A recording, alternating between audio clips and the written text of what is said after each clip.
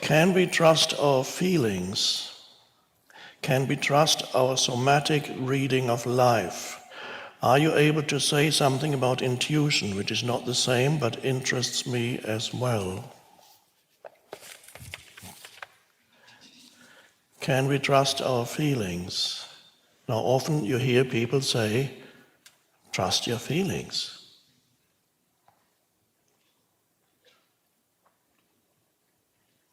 I would suggest, however, that that's not necessarily true. Acknowledge your feelings, yes.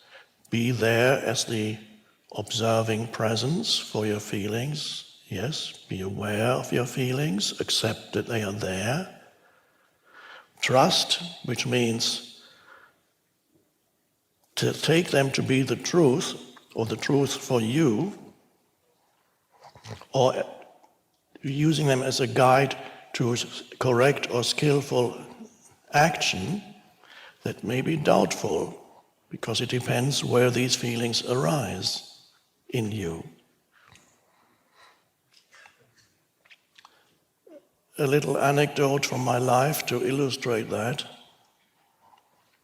When I lived in England, in the country, in that alternative town Glastonbury for 3 years, I lived in a cottage, and once a month I would travel to London or other cities in my beloved Russian-made Lada car, to do a workshop, and usually a weekend workshop called things like transcending time or be here now. Nothing much has changed, except that the average number of people I had was about 10. And since my income was not enough, I had to rent out a room upstairs in my cottage. So I had to, over these 3 years, a few people. It was a second room, which I also occasionally rent out. Anyway, the room became vacant. I advertised in the local paper. Several people came to apply, and finally chose a young woman who had just been offered a job in that town. She came, she moved in, and after the first night in her room, she came down for breakfast into the kitchen, which was a shared kitchen, and she said, "I can't stay here." I said, "What's wrong?" It's just a feeling, and I always listen to my feelings. I just can't stay. There's something not right. So I was very nervous. And I said, "Okay, that's fine." And that she found that very disconcerting, because she had expected a more conventional response, which would have been, "What? I've interviewed all these people, I've chosen you, and now what, you're doing this to me? You're not getting your rent money back that you paid in advance." But I said, "Okay, I'll give you your money back, it's fine." So she was even more confused after that. And he said, "I'll spend one more night or 2 more nights." She spent the second night, and then in the morning she said, "No, I think I'll stay. I have a different feeling now." And I said, "Oh, that's fine, that's good." And again, she was a little disconcerted, because the conventional response would have been, which I did do, "I just put another ad in the paper, and now you're telling me this?" This is how to make, the conventional responses are how to make life complicated for yourself and others. But it's normal, it's how the ego responds. And so, whenever somebody does not respond in that way, life becomes simple. But when life becomes simple, people who expect the conventional responses become confused. What? This is a weird person. And so she decided to stay, and a few weeks later, when I got to know her better, she explained to me that that first night she was in her bedroom, and she said, "I found you so weird that I thought you might creep in the middle of the night and murder me."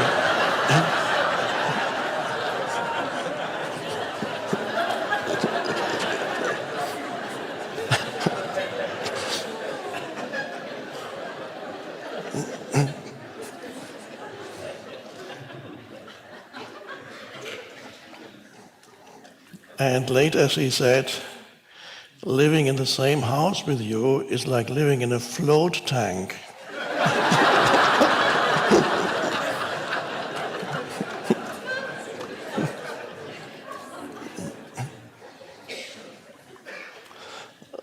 I think she learned a lot, not so much through me explaining things to her, just by being there. Not that she didn't go through her episodes of neurotic reactivity, which is quite normal for most people, but that's fine. So feelings. Now, where did the initial feelings that she experienced, that she then believed that they were a correct guide for action? Of course, they were not, because they originated in fear, and they also originated in a misinterpretation of reality, which is so easy to do for the mind, to misinterpret another person, to misinterpret a situation. You misinterpret because you see it through the conditioning of your mind. You see it through your beliefs, your prior experiences in childhood. You see it through even other things that have conditioned your mind, maybe even scary movies about weird people who don't say much. And then just when you're having a shower, they creep in.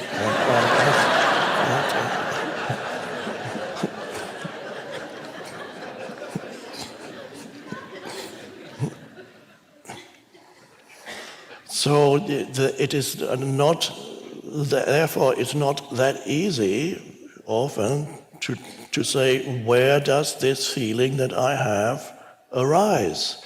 Where does this feeling originate?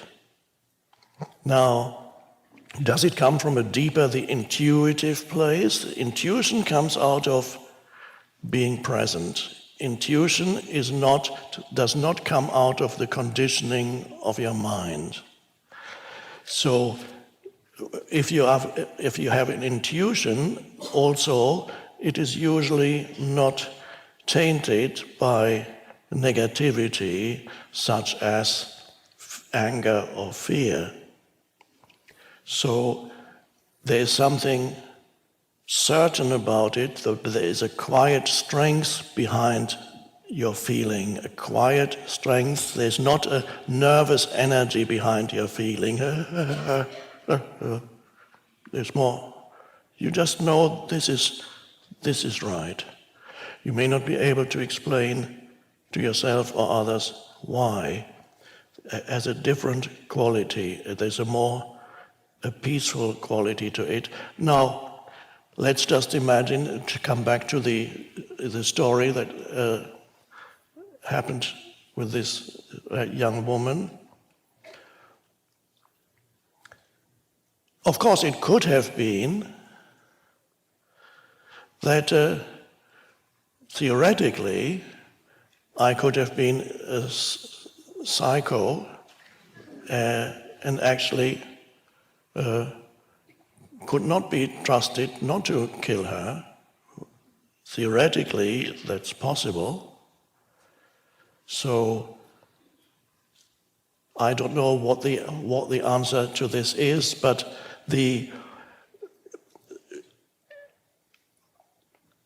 I know from my own life, whenever there is a deep realization of what the right course of action is, it is always, there's a peace with it. And even if there's a psycho there, you know with absolute certainty that this is not right for you. There's an energetic imbalance which comes from a deeper place. But I cannot really explain in words.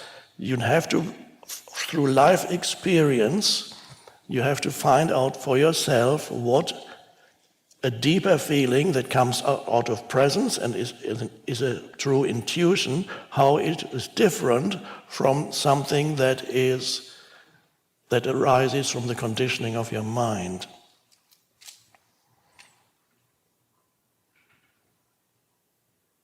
Now, a lot of the time, people misinterpret reality because they look at reality through the veil of their conditioning. And that contributes to a huge amount of conflict in life, in relationships, and so on.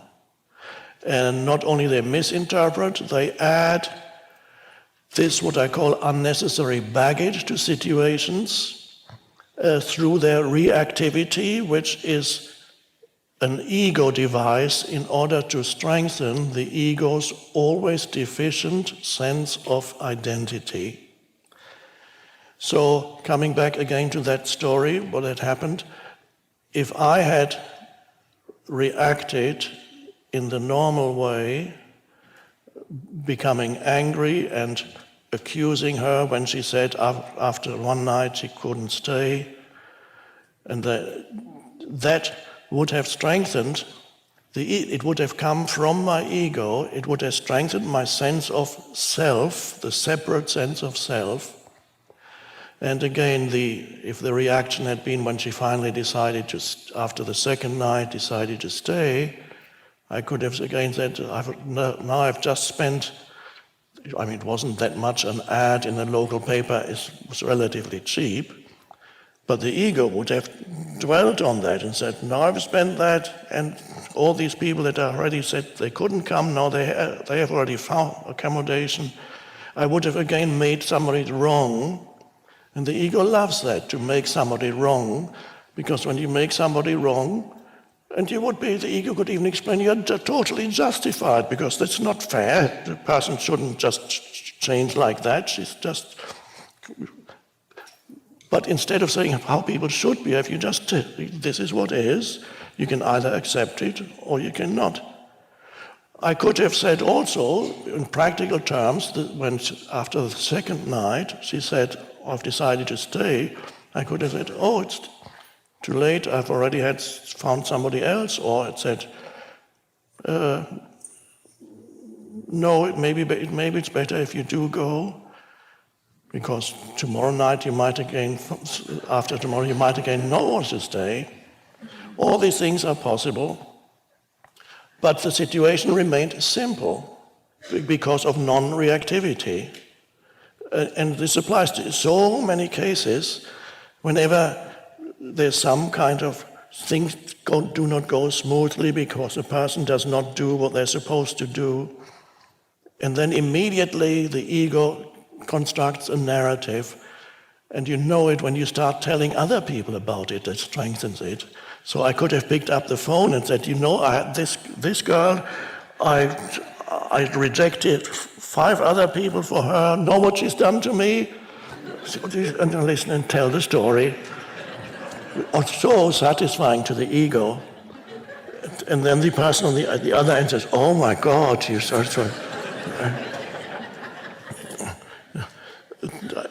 And then, of course, I could have gone into thinking, "Oh, maybe she's totally neurotic. Maybe she's the psycho." And all spinning tales in the head, all kinds of things. There's a whole fictitious narratives that are taken for reality. And that's how simple things can actually be if you don't add unnecessary reactivity to it. But in order to do that, It requires you to be present, not to be there as a person, because a person feels easily offended. So if you're there as a person, you get offended a lot. If you go on the internet, you'll find that the world is full of people who are deeply offended.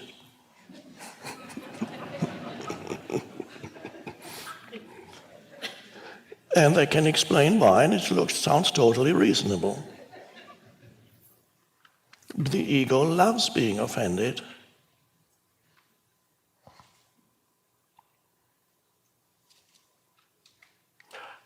I'm not denying that there may be some remarks that are truly offensive, but that's a relatively small thing. And if it is something truly offensive, again,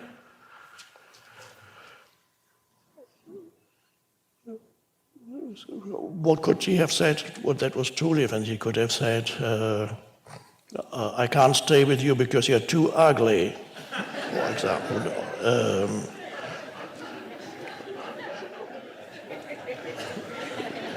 Now, to the ego, that would be offensive.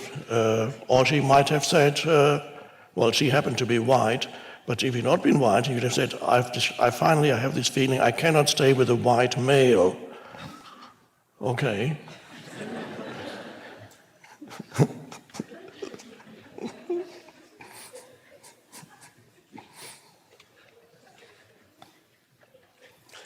Vigilance is required in your interactions with people. Always the question, am I adding something to the interaction that is unnecessary, that is just there to strengthen my fictitious sense of self, to justify to make somebody wrong? Big thing for the ego. Because if I can make something wrong, there's always an element of victimhood. When I make somebody wrong in relation to myself, there's always an element of, it may not be the main focal point, but there's an element of me being the victim if I make you wrong. And the ego loves that, because it strengthens itself through that. And if I make somebody wrong, you know what he said and what he did then? Let me tell you about this. Wow, how can somebody do something like that? And this means unconsciously, I'm always superior to the other when this happens. When you're telling the story about what somebody did and said to you, you do it because the ego, when you're making somebody wrong, because then you are right. Now you probably all know people in your life when they talk, when they tell you things, it's always others who are wrong. It's never them. It's very strange. Why is it that I'm always right and others are always wrong? They never ask that question. But that is a mystery of human existence. One of the great mysteries of life is why I'm always right and others are always wrong. I think philosophers haven't explored yet in detail enough, and nobody has resolved this mystery. And everybody should ask themselves, how is that? I must be really superior to everybody.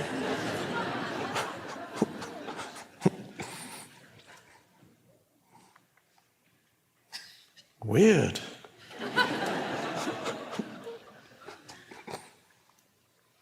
So if you think back the last year or 2 or 3 in your life, well, I'm actually talking to a group of people here who are much more conscious than the average human, but nevertheless, even here, some of you may find, if you look back the last few years, that whenever there was some kind of argument or conflict, perhaps was it always the others who were wrong? It's very easy to deny somebody's perspective if it conflicts with your own and make them totally wrong. You can also make a group of people totally wrong, an entire group, entire nation, an entire religion. You can make everybody wrong. It's great. Feel stronger and morally superior.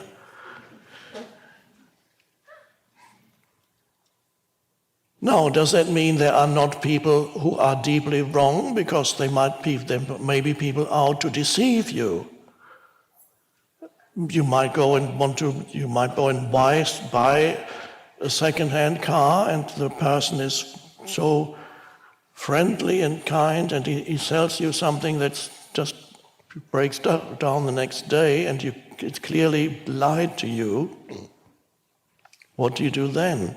And even then, it's important not to amplify what has happened by going into your mind and creating a whole string of narratives in your mind of what an awful person that is, and coming to all kinds of conclusions about that, and tell the story to yourself and to others and amplify it in that way. And then you go back to him and then you tell him really what you think of him, rather than keep it simple. What action can I take to remedy this? Even if you go to court, you can do it in a detached way. I'm not necessarily saying never do anything, just put up with anything and anybody. That's not what it means. Even if you go to court in order to rectify a situation that is obviously wrong, you can do it in a way that is detached and just keeps it to just the essentials of the situation, practical, without the whole superstructure of you are the evil one, you are wrong.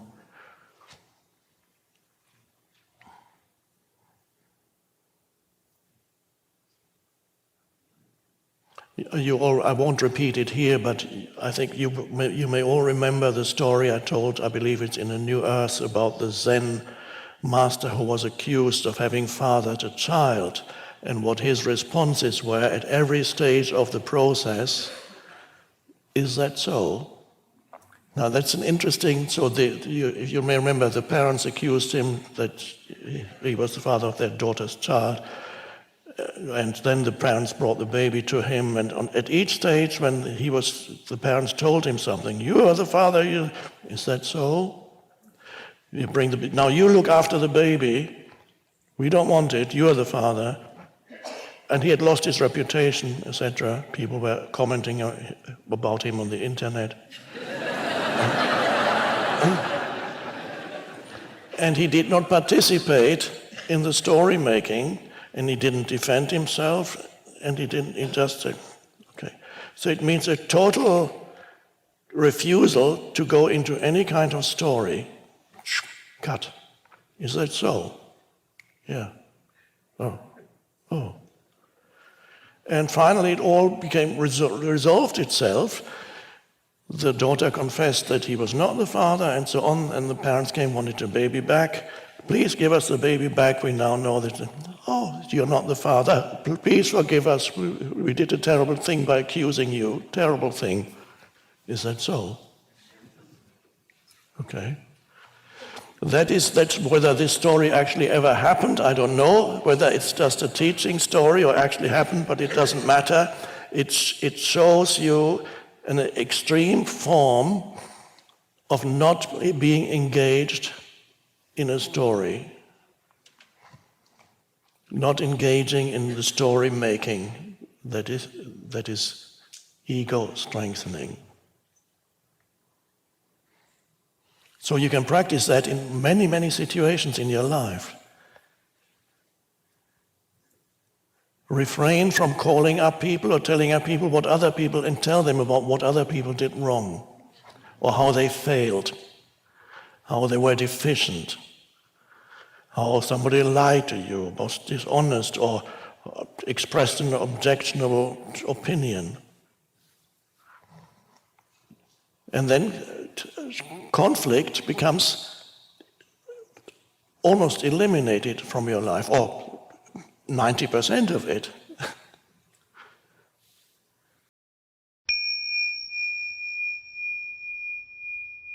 The realization of yourself as essence identity can be continuous, and that is, you could call that a spiritual practice, but it's not really the right term. It's simply continuously directing attention in your daily life, in addition to paying attention to whatever you need to pay attention to, directing attention to what? Directing attention to attention. Becoming aware, right, for example now, becoming aware that you are conscious right now. That's a strange thing. There's no content to that. There's simply a presence. And for that to happen, and I'm finally getting to it, there needs to be the cessation of thought. And so this is my invitation to you. You do not need to think continuously in your daily life. It's if your mind tells you that if you do not think and do not worry, then your life is going to collapse. That is not true, it's a lie. But your mind might either explicitly or implicitly say that I need to really think about my life. Thinking has its place, it's a wonderful tool, it can be used for manifesting, it can be used for creating, it's a tool. But if it takes you over, if you're identified with the tool, then it becomes to possess you, and that's a terrible limitation. So the new state of consciousness is a mixture of thought and spaciousness, so that you can go about your daily life, walking from point A to point B, in that state of simple aware presence. Let's do it now. I'm calling it do, but it's no doing involved. Simply become aware of yourself as you sit here, just as I am aware of myself as a conscious presence. This is a very strange thing. It's not, you can't say, you cannot become an object to yourself in this. Everything else is an object that arises in your consciousness, an object of consciousness. But knowing yourself, you cannot be an object in your own consciousness. So you cannot know yourself in a subject-object relationship at the deepest level. You can only know yourself as the eternal subject. There is a space of stillness in that moment of knowing yourself as the essence identity. There is an alive sense of stillness and presence. Like, let's separate. Let's just say my two hands. This is thought. You're thinking, and then you go. And here's a space of no thought, just awareness.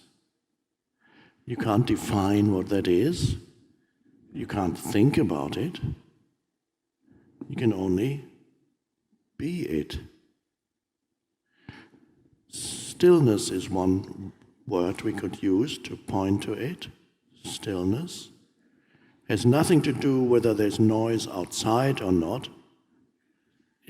Inner stillness is the cessation of thinking without loss of consciousness.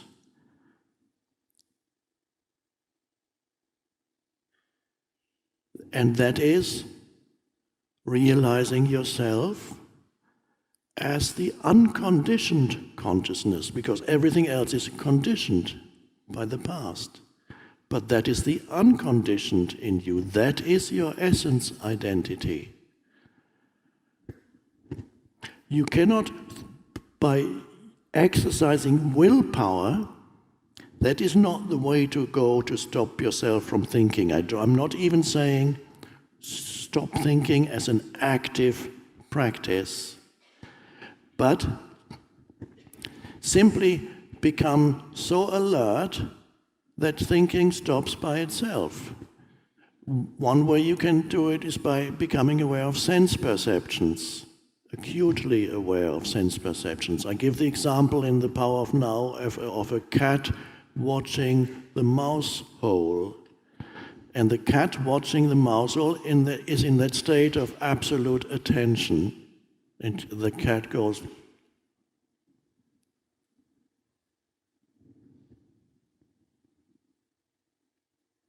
no, you don't have to stare like that, but that is the state of, this state of awareness, consciousness, that's the only thing in your life that you cannot question. That the only thing that is absolutely and undoubtedly real. Everything else you can question, for example, whether our gathering here is a dream or not, you don't really know. It could be that you are dreaming, that you're sitting here and there's a man talking on a chair suggesting to you that you might be dreaming. You cannot, as many philosophers have pointed out, you cannot know for sure that this life that you're experiencing is not a kind of dream. And from one perspective, it is a kind of dream. I like to sometimes look at old photographs taken in 1900, early days of photography, 1920, whenever, of street scenes or gatherings, and you can go to second-hand shops and they sell sometimes old photographs. You can buy one for a penny or two. You have no idea who these people are, nor has anybody else an idea who these people are, but they're running around the city street excited about this or that. And then there's another gathering, see people sitting around a table, eating and laughing in this old photo. And where is that now? It has evaporated like a dream. Nobody even remembers who they are. And that is the same with anything that you experience here. It quickly evaporates. So there is a dream-like quality to human existence, any existence. So you could say, okay, maybe it's all a dream, that may well be, but one thing you cannot doubt, that is that you are conscious. Because if you're not conscious, there couldn't be a dream. A dream can only arise in the light of consciousness. So the one thing, whether or not this is a dream or not, becomes irrelevant. The only thing that matters, if it is a dream, is whether you can realize what the essence of the dream is. Consciousness. And you can only realize that directly, here and now, as this. Oh.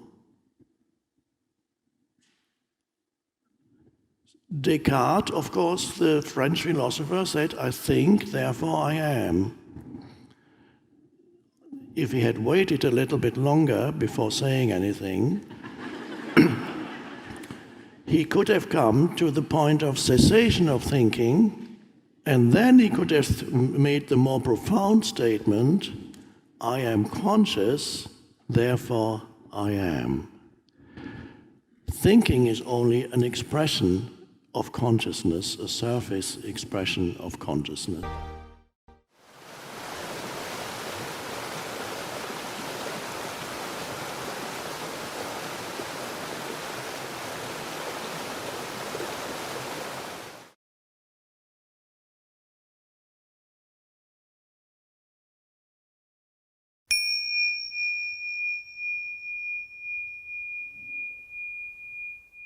When you wake up in the morning,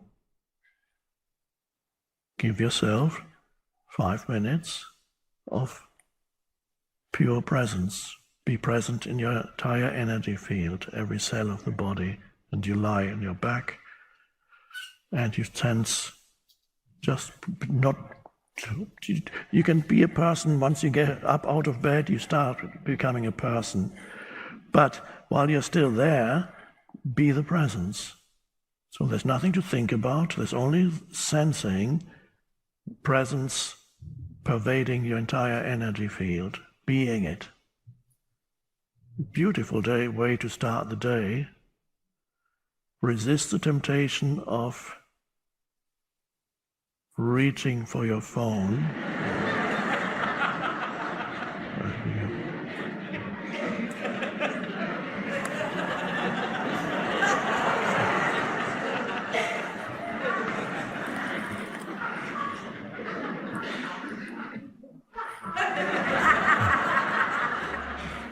I just want to know what the weather is like.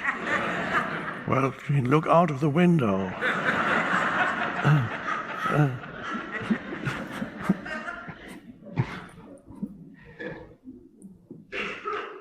I need to know what he tweeted today.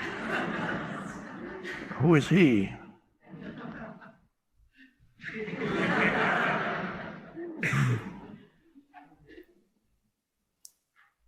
And when you go to bed, also important, the last 5-10 minutes, whatever, before, go to sleep from presence rather than from thought. Avoid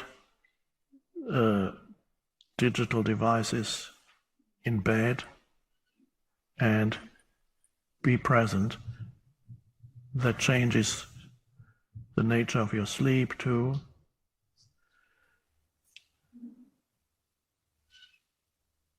I often say, if you drive to work, it's important to interrupt the doing with occasional realizations of being. So you get into your car, you close the door, and you sit there for 30 to 60 seconds, just being. But not internally waiting for 30 or 60 seconds to be over already, but to really just be there. So you interrupt this flow that drags you along in the doing dimension and bring in being. So, and then during the day, many times you bring in moments of beingness when you connect with the deeper I, and you can use external things to help you. Looking at a potted plant in your office or wherever you are, or looking at a tree outside the window, or looking at the sky, looking through the window. You can use any window as a meditation, whatever window it may be and whatever may be on the other side of the window. I call it the window meditation. Look at the window and give attention to what's outside the window, whatever it is that you can see, but while you see it, feel yourself, the being of you. And then there's not a person perceiving it, there is a presence. You have transitioned from being a person to being the presence. There's a little episode that Oprah did some years ago where they gave people an empty frame.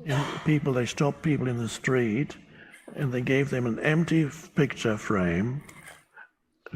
And they had to take this picture frame and direct it anywhere, and wherever you direct it to, just give attention to what it is that you're looking at in this frame. So you go around with the picture, and you stop somewhere, and there's the floor, and you hold it for a few seconds, and you give it becomes a painting. So wherever you direct it, it becomes a painting, which means you give your fullest attention and you discover beauty everywhere. And an amazing thing. And so that gave me the idea of the window meditation, when you look wherever the window may be, you give it attention. I even have a succession of photos that I took on my iPhone.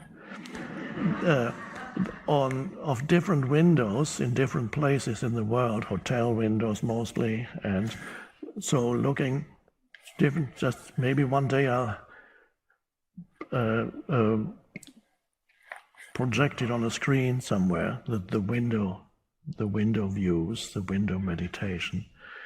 So being, and of course you can also, if you get a chance, completely do away with sensory perception and close your eyes, and that's meditation as such. Close your eyes and sense the beingness of you, sense the presence, be that. And that's you're not doing a meditation, you're not doing anything, you are realizing being. You're realizing I am, the I am. And that is when you access it directly. So no more sense perceptions, except what happens accidentally, but you don't necessarily focus on anything. You just focus on the power of presence. The power of presence in you, which is essentially you. And it usually incorporates your entire body. It's not really the physical body, but something deeper that underlies the physical body. And that which underlies the physical body, you may want to close your eyes for a moment, but that which underlies the physical body actually doesn't have any shape or form anymore. It doesn't really have any extension in space anymore. There's just presence. And that's an incredible realization. Then you go deep enough into the body, it ceases to be the body, and you may lose a visual image of yourself as body, and all that's left of you is an extensionless point of presence. It's wonderful. An extensionless, there's no space or time in it anymore. It's the transcendent you, transcendent I. There's only one I. So you have no shape anymore, no shape or form. And you're not subject to time.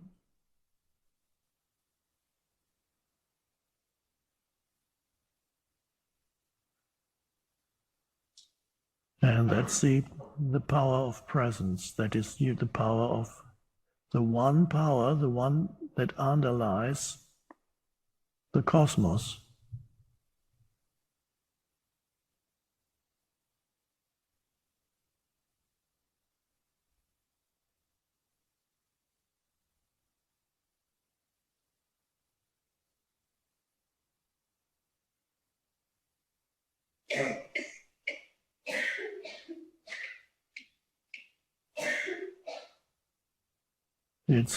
If thoughts come in, don't give them any attention, then they drift away again, it's fine.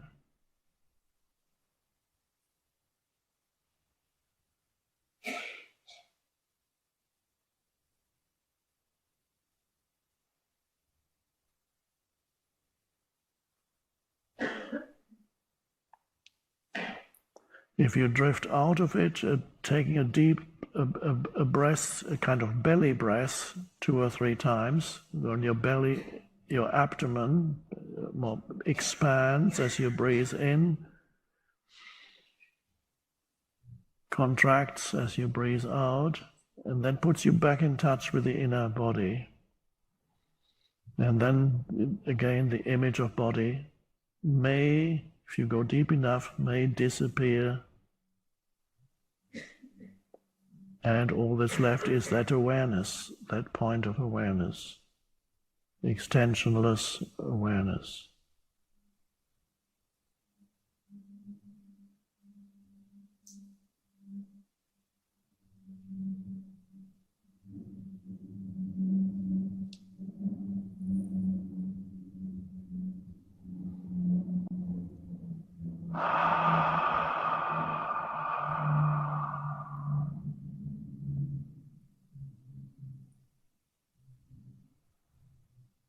That is so wonderful.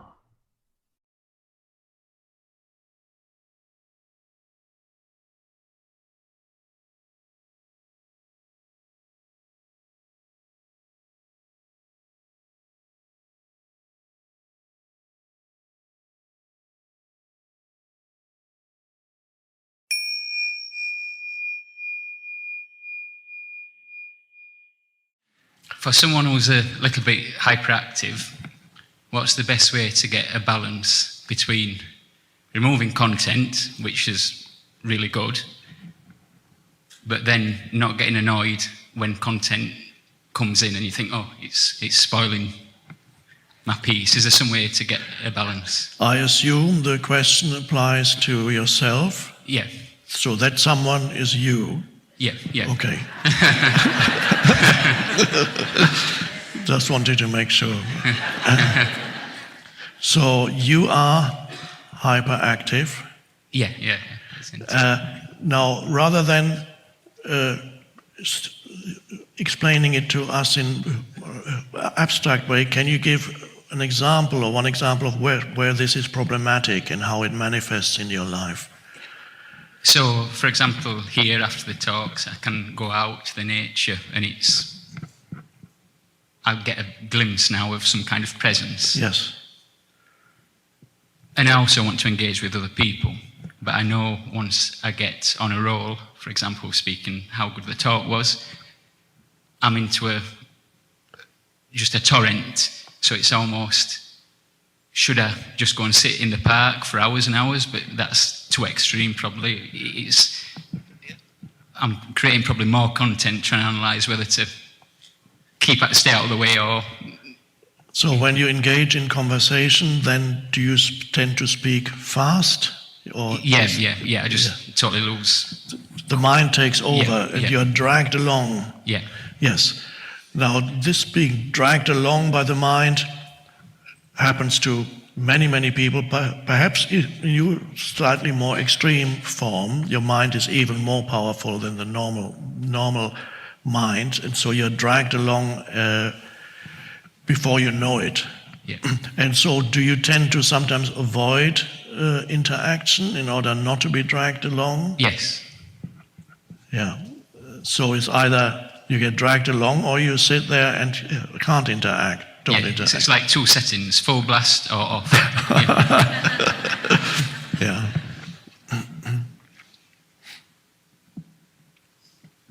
When somebody talks to you, of course, how do you experience yourself when you listen to somebody? How do you listen to another person? Is your mind already preparing what they're going to say, or? Yeah, definitely. Whenever anybody tells me the name, never ever remember it, because I'm probably somewhere else when that's coming in. Yeah. Have you done any practice, meditation, any kind of meditation practice, formal meditation? Yeah, I try, and I'm guessing if I do it reasonably well for that first 5 minutes when I get up and go outside, it's lovely. Now, when you're out in nature by yourself, are you able to be present to some extent, or is your mind still active while you're looking at the trees or at the sky?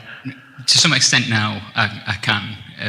So that's progress, definitely, because I couldn't do that before. So you find little spaces when you're of presence, when you're not interacting with people. Yeah, like wet tarmac for some reason. That works. I don't know why. It's just a reflection of the... Oh. Yeah. Well, the most unlikely things can help you. That's fine. It doesn't really matter what it is. So, are you in a relationship, married or No. Have you had relationships? Yeah, but yeah. Not enough. Okay, the but is enough. But I don't want to go too deeply into it because I'm not a psychotherapist and don't need to be.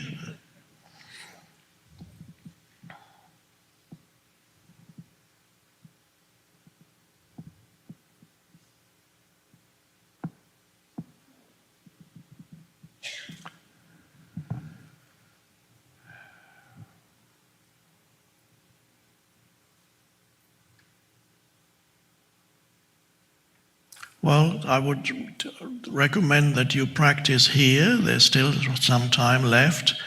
Everybody knows now who you are.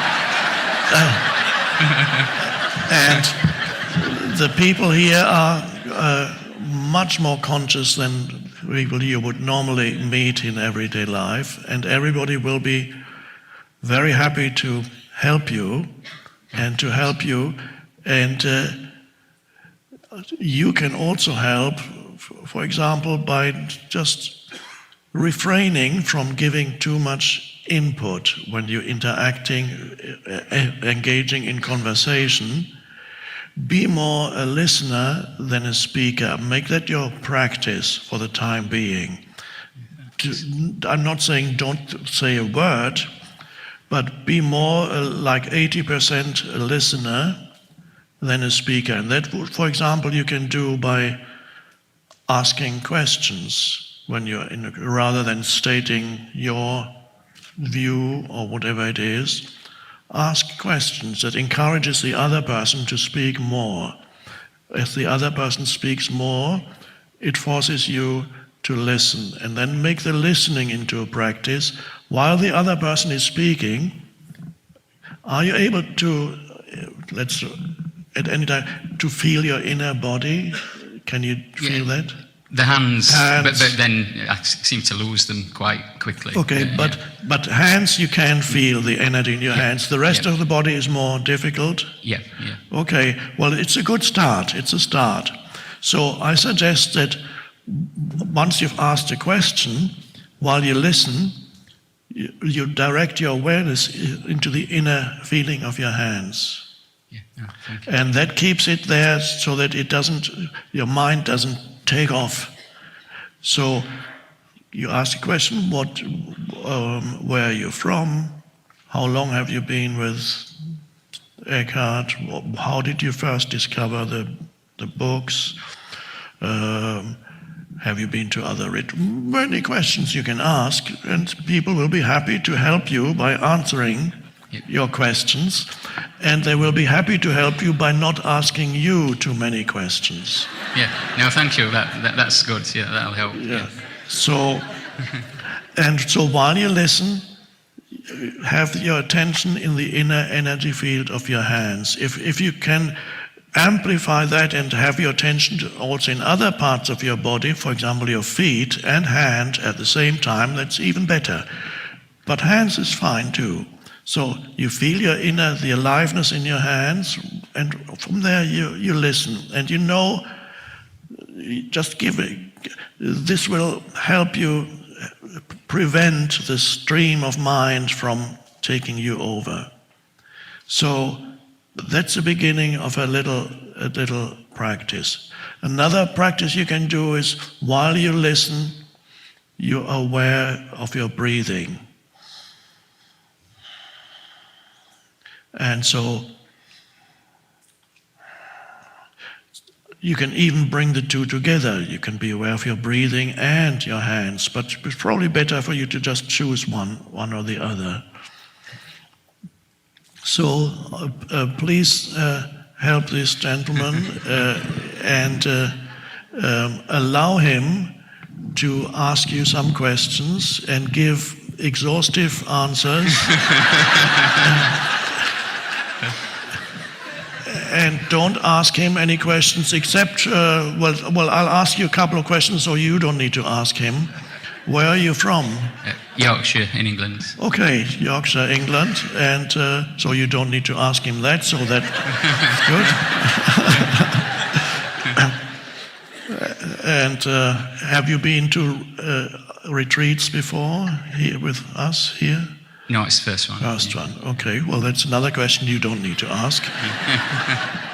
Okay, I believe you can get there. So and of course, in addition to this practice with people, go out into nature and be engaged, if necessary, even involve other senses, to not just the visual sense, or for most people the visual is the predominant sense, but also perhaps touch something, or see what a leaf or plant, pick up a stone, or on the beach, the sand, or whatever it is, water.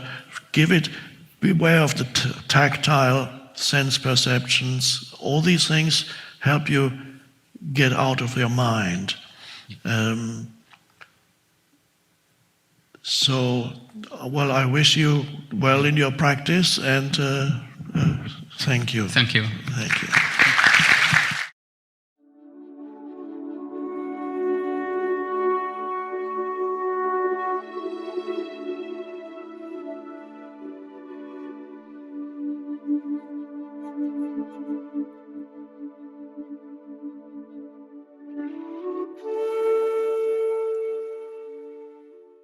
Compassion towards others implies that you have empathy. And you can only have empathy to the degree to which you are in touch with the deeper levels of who you are. If you live exclusively through a mental sense of self, then you cannot have empathy, because you're completely out of touch with who you are in the essence of your being.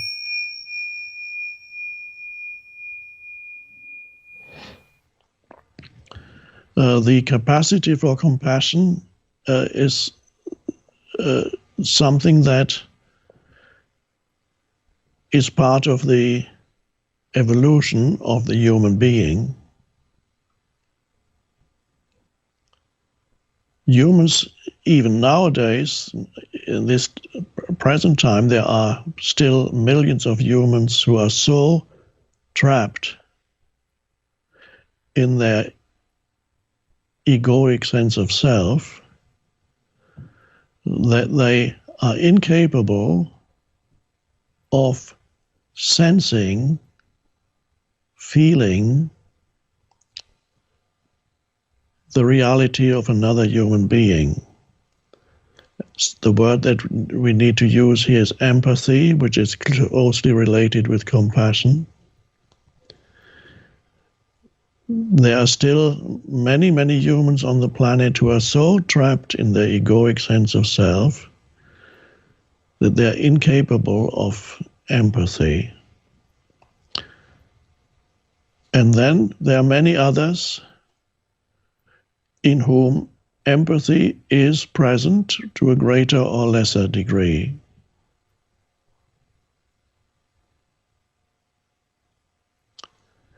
And without empathy, of course, there can be no compassion.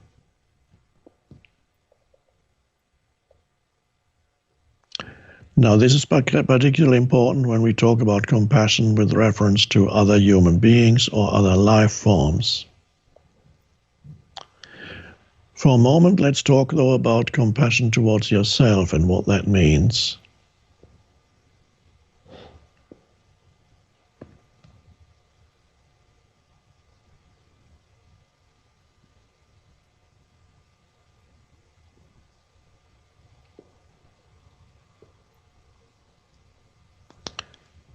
Particularly as awareness begins to awaken in you,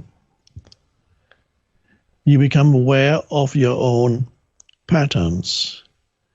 You begin to become aware of your own behavior, not necessarily in the moment that it happens, but in many cases, those people who are beginning to awaken, the awareness is beginning to arise, those humans become aware, for example, after they have engaged in unconscious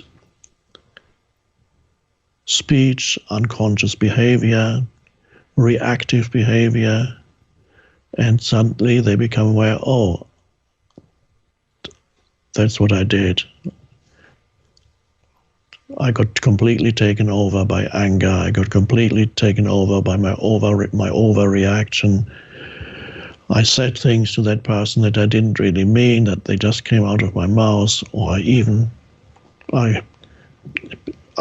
could even go to physical violence. I did that. How could I have done that?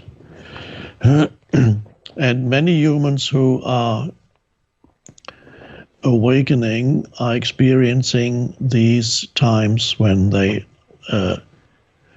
begin to judge themselves as not good enough. So that is something to be aware of when you,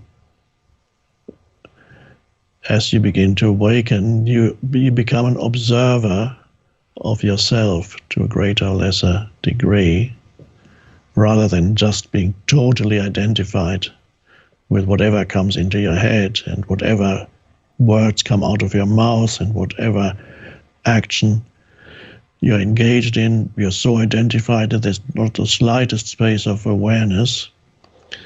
Now, there's no point in talking about compassion towards yourself to people who are so unconscious. So when we talk about compassion, it already implies that there's some awareness in you. You're aware of yourself. You're aware of your behavior, and you experience different levels of awareness at different times in your life, from day to day.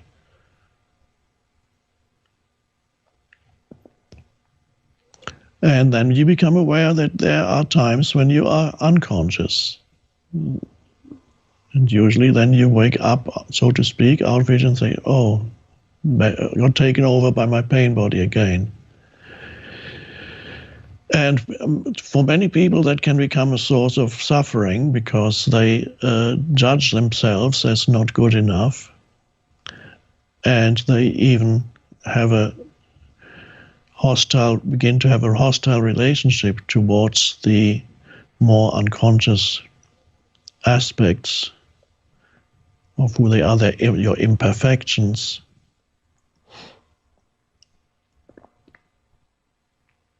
So compassion towards yourself is to still realize there are areas in your life where you're still unconscious, and that's how it is. And you forgive yourself. Again, forgiveness is related also with all these things are closely related: empathy, compassion, forgiveness. You forgive yourself for your moments of unconsciousness, or if you've done bad things in the past, and this is often people have asked me that question. You have, in the past, when you were not as aware or completely unaware, you did certain things that you now regret. You recognize them as very unconscious. And what do you do with that? The compassionate way is to see that at that time you could not have acted differently, because your actions reflected your degree of unconsciousness, consciousness, unconsciousness. And that recognition is compassion. You forgive yourself.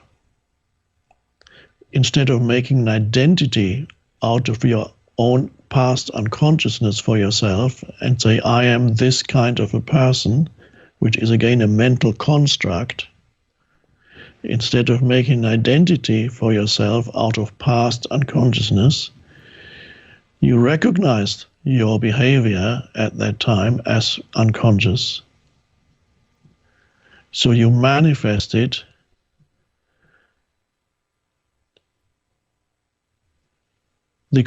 ultimately the collective unconsciousness that is in the human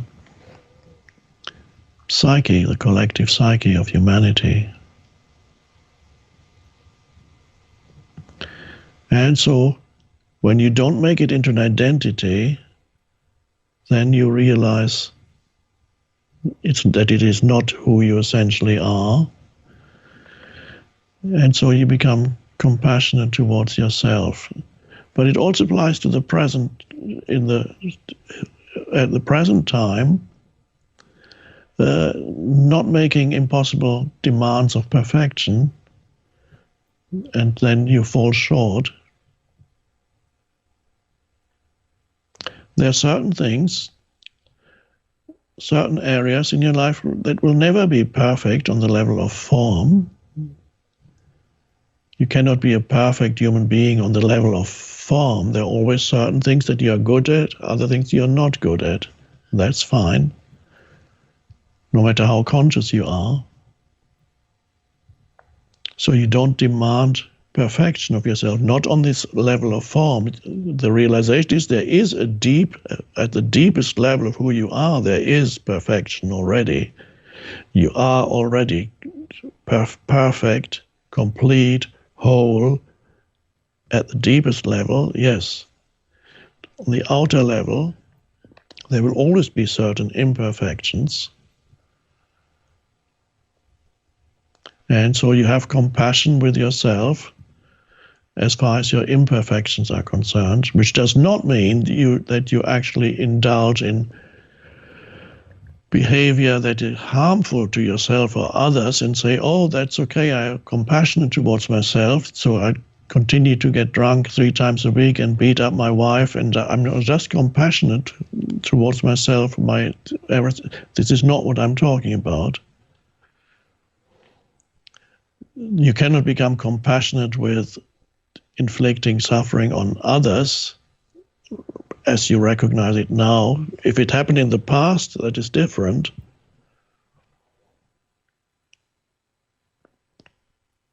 So there are some forms of behavior that need to be rectified through awareness, through presence. And other things you need to accept.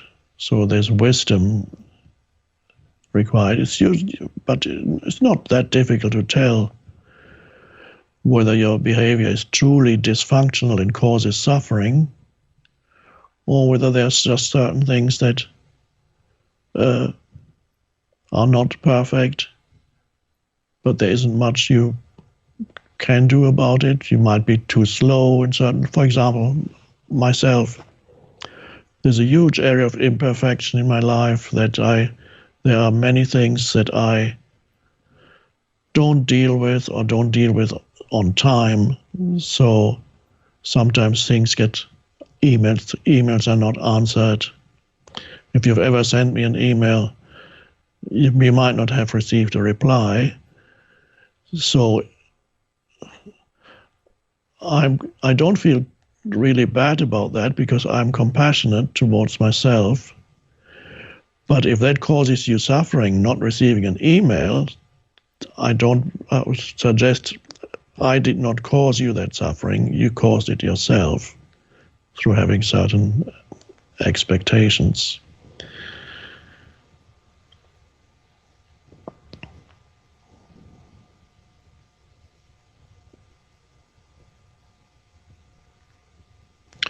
So compassion towards yourself is important. Compassion towards others implies that you have empathy towards other human beings. And you can only have empathy to the degree to which you are in touch with the deeper levels of who you are. If you live exclusively through a mental sense of self, then you cannot have empathy because you're completely out of touch with who you are in the essence of your being. The empathy that you have for others arises out of the realization of who you are in the essence of your being. And then, because then by recognizing your own essence, You recognize the essence of the other.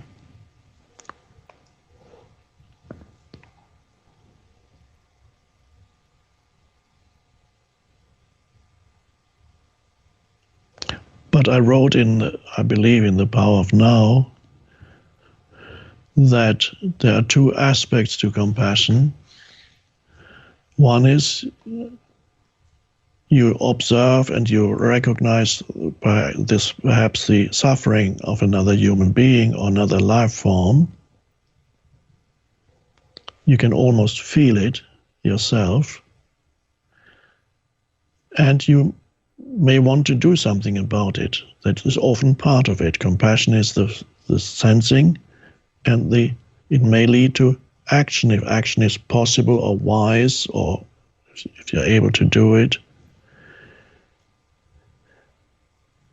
That's one aspect. The other aspect of compassion is not normally talked about, and that is to sense the essence of the other person underneath their suffering. Can only do that because you can sense your own essence.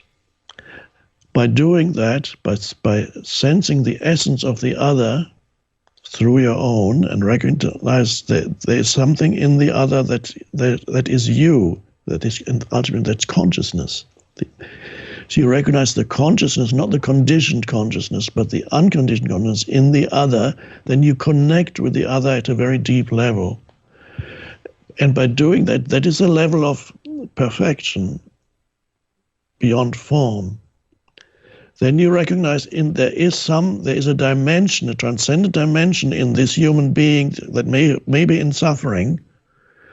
There is a transcendent dimension of that human being that is beyond the suffering, but that human being may not know that. But you recognize it in the other.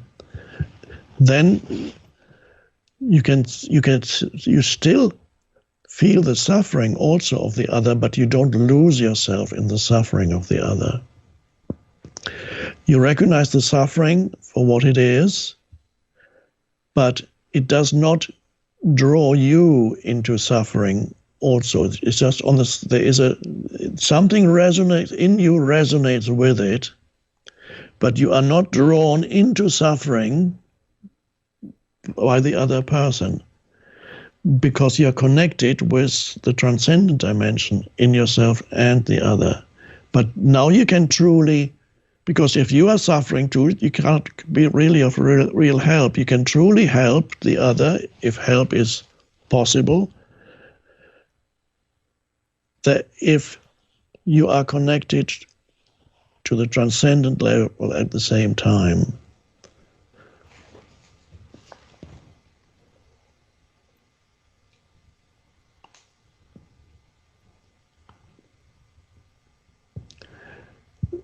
There are people who are very empathetic towards others, and some of those people are called upon to become professional helpers. You might become a therapist, you might become a social worker. So it's often people who have a lot of empathy for others. They choose helping others as their profession. And many of those people at first, they are happy with what they're doing, but many of them actually, after a few years, experience burnout, experience depression. The suicide rate among psychotherapists and psychiatrists is quite high.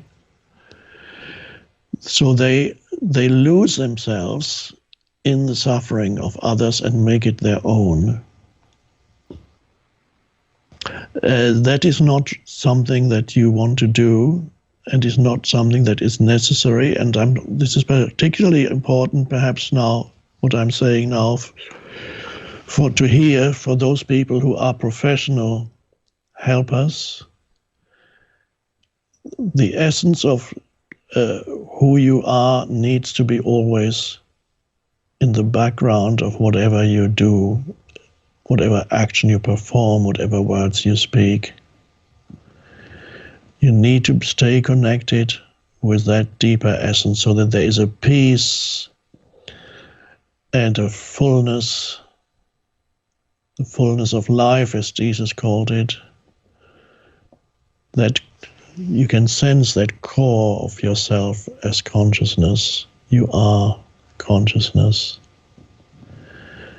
And the other also ultimately is consciousness, going through the dream of suffering, ultimately, the nightmare of suffering. And you do what you can.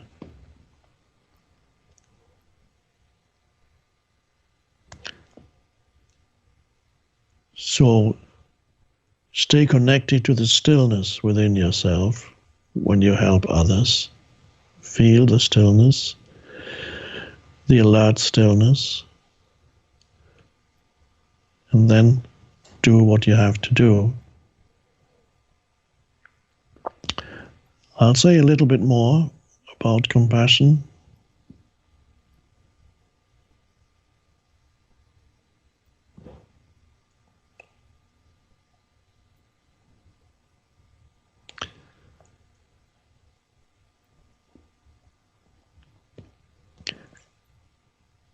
Compassion needs also to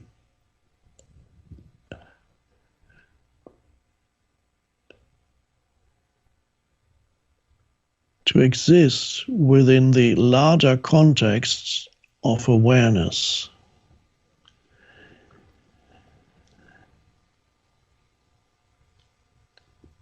Compassion is a wonderful thing. It is a sign that you, as a human being, have already evolved beyond complete identification with form. So it's a wonderful thing.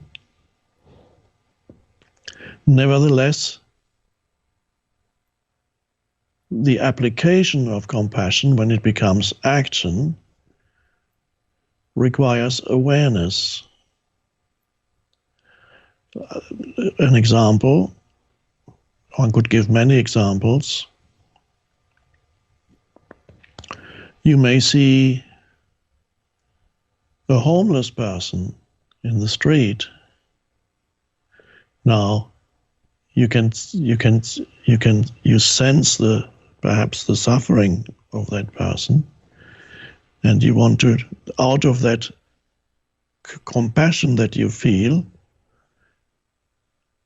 you may feel called upon to help in one way or another. You can buy a sandwich for that person and give it to the person. You can give money. It's also possible that you might look and say, oh, I actually have a spare guest room in my house. And so you invite the homeless person into your home because there's a strong desire in you to help. But the question is there wisdom with it also? Let's say you invite this person to your house and wanting to help, which is a wonderful thing, and perhaps it works beautifully. Perhaps it gives this person a new start in life. Or it could be that this person that you've invited into your house rapes your daughter, steals from you, inflicts violence on other members of the family, and then leaves. So you have exercised compassionate action without wisdom.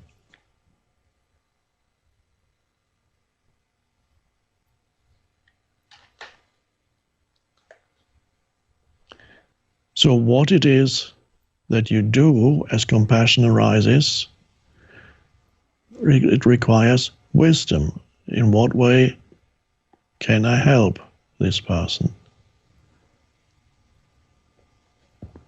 And sometimes the help is not physical help. It is help, for example, some people are in deep psychological suffering. The help that you can give that person is attention. You can listen to them, and perhaps out of this attention that you give, which is presence, this is what they need, perhaps help arises through something that you say to them. How I started as a spiritual teacher, people came to me, they asked questions. Then I said things. I could see their suffering, but I was not suffering with them. I could sense their suffering. I could sense a small amount of suffering in me, but I was deeply connected already then with the essence of who I am, and I realized there was no suffering.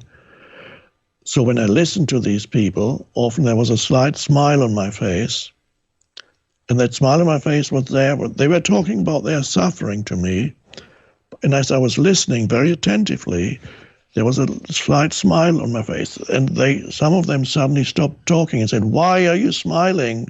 Do you think that is funny?"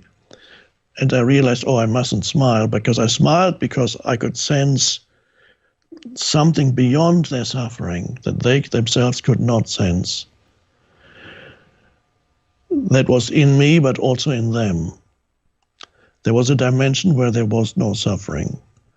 And occasionally by me sensing that, they also could sense it in themselves. And that is called healing, spiritual healing at the deepest level, when that happens.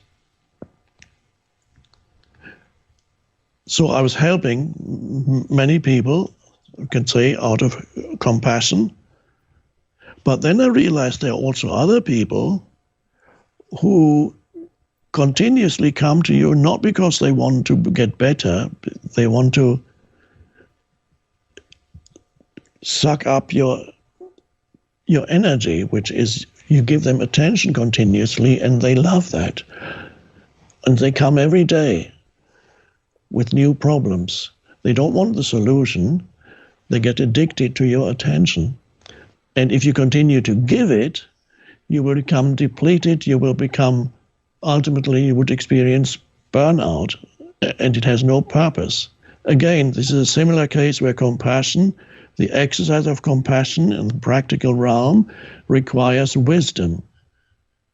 So there were some people that I had to say, "I'm not going to see you anymore." And then, how can you do that to me? But that ultimately was the best thing that I could do, but they were not ready for. But perhaps of what I said to them when I did see them, perhaps some of that remained in their mind, and at some point it actually did change their lives. I don't know. But here again,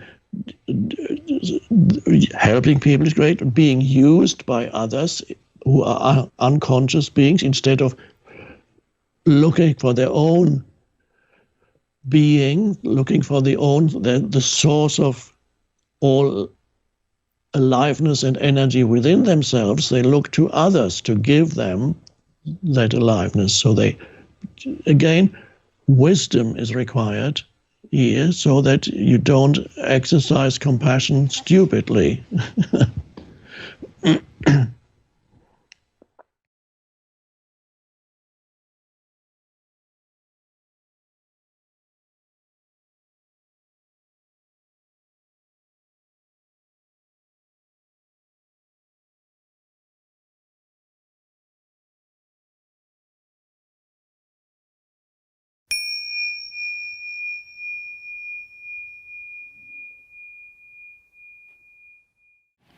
How can we break the addiction to negative thinking?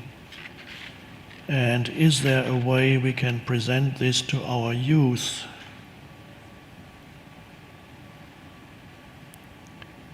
Well, negative thinking is many egos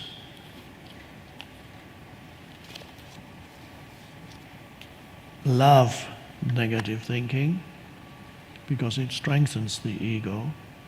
The pain body also is often involved in it, because the pain body can either feed on other people's reactions towards you, which the pain body tries to provoke when it needs to replenish itself, then it feeds on the drama, or it can feed, if there's nobody around, on your thoughts.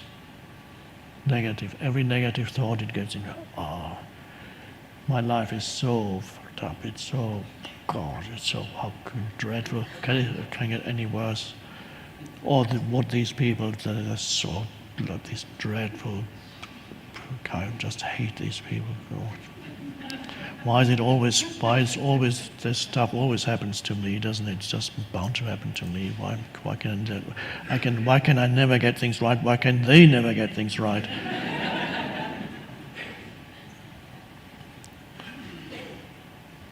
What he did to me, I just can't forget that. Let me tell you about it. Or what I did was so horrible. Can never. I did that 20 years ago. I did that. Terrible thing. God. What's going to happen tomorrow? I don't know. What am I going to say if he says that? What am I going to say then? What if I lose? If I lose that job? I think I might get the sack soon. I have a feeling that I'll be out in the street. I won't be able to pay my mortgage. What can I do? What time is it? 3 a.m.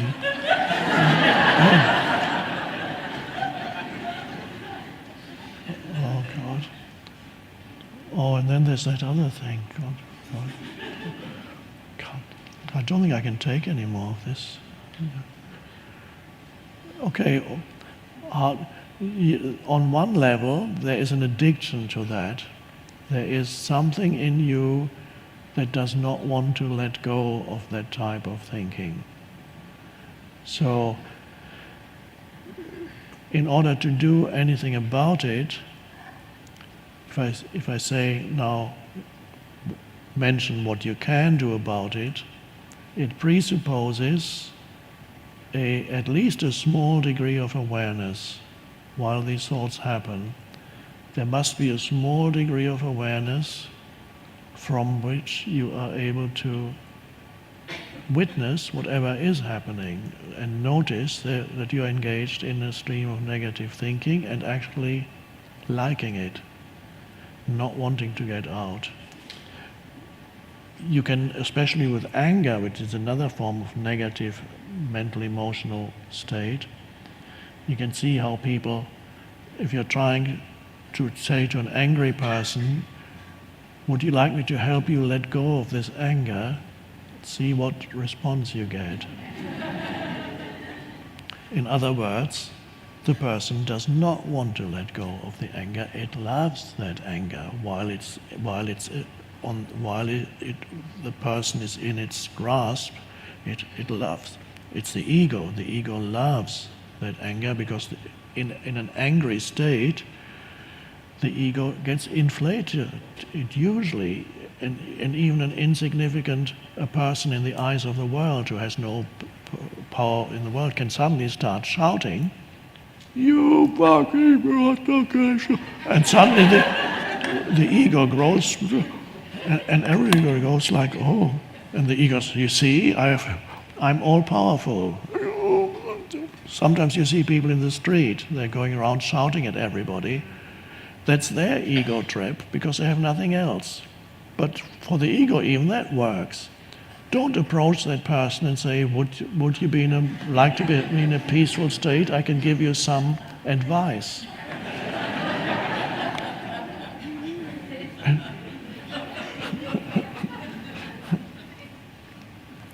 So if I say that what to do about it, it presupposes that you know what's happening to you at that moment, during that time.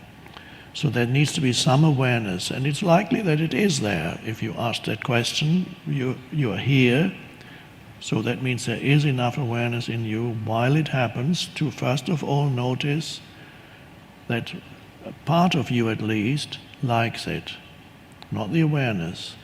But if you're aware, you realize there's something in me that does not want to get out of it. That if it's been going on for years, even your sense of identity, or an important part of your sense of identity, is in that negative mental emotional state. Some people have it in the background almost all the time. but they are unaware of it. It becomes part of their identity.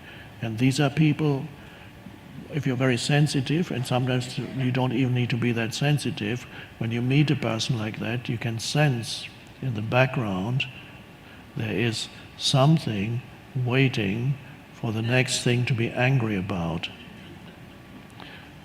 Or, as somebody once said, a grievance looking for a cause. Now the internet is full of people like that. They love going on there. So the internet has given the ego a new way of expansion, and anybody can go in there and express, find a cause, and then express their grievance. So identity can be associated with that. If there's awareness, then you can notice, while it happens, that there's an enjoyment of that negative state. Then you can also be aware that the mind activity that's happening in you is futile and fulfills no useful purpose whatsoever. And then you go, well, these thoughts, isn't that interesting? What is the purpose of these thoughts? Does it change the world? Do they change the world? Change anything? Or do they just drag me into this hole more deeply? That there is an unconscious belief in the mind also. If I complain enough about something, even if it's only mentally, but especially out aloud, if I complain enough, it's going to change eventually. That somehow it works. If I just show how unhappy I am, then God or the universe or somebody is going to do something about it. So many adults believe what little children sometimes find: when they become really unhappy and start screaming, then they get attention by their parents. And what's wrong? Before they didn't get any attention, but when they go, I want this, and the mother or father comes, what's wrong? I want this. No, you can't have it. I want this. No. Okay, here it is. And now they've learned a very important lesson, their mind, and that lesson is unhappiness works. And if that is repeated many times in childhood, the adult still has that unconscious belief in their mind. And so they periodically enter states of unhappiness in the unconscious belief that things are going to change if I'm really unhappy. Now, it might work while you're a little child, because your parents can't stand the screaming anymore, so they give you what you want. Some adults never figure out that unhappy states do not work when they're adults. And they continue to practice what they learned as little children for the rest of their lives, never realizing that it doesn't work.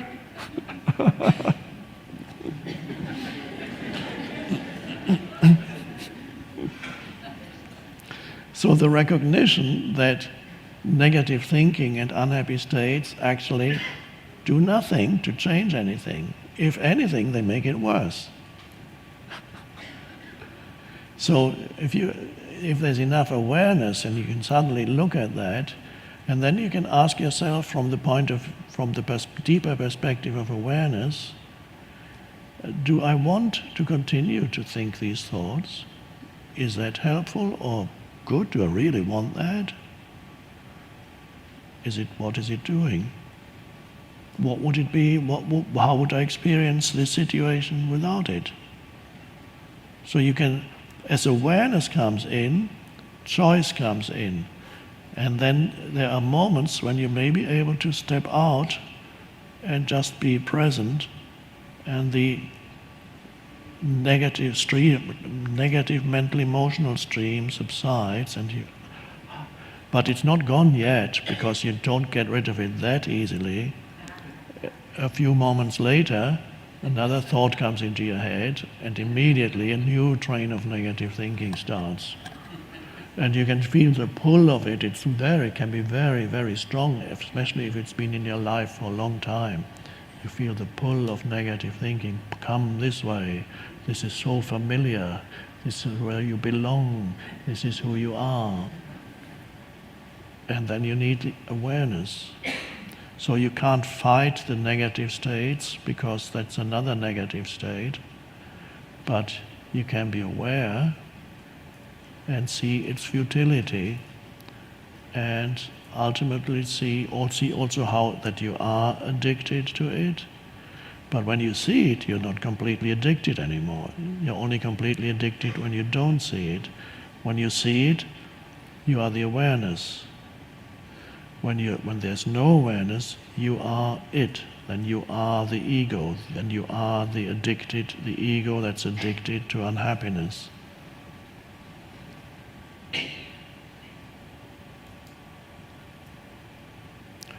So it's important, by the way, as I just mentioned, little children, if you have a small child, to give attention to the child, not wait for the child to go into a screaming state or some other negative tantrum, and then give the child attention, but give the child attention at normal times.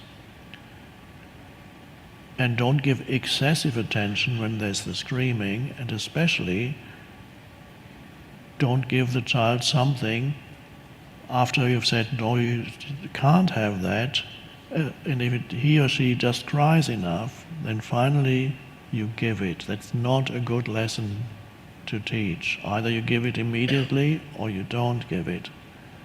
And if you think it's bad for the child, then of course it's better not to give. But of course the parent gives it because he or she wants the crying to stop. So okay, oh dear, you're teaching very, very wrong lesson.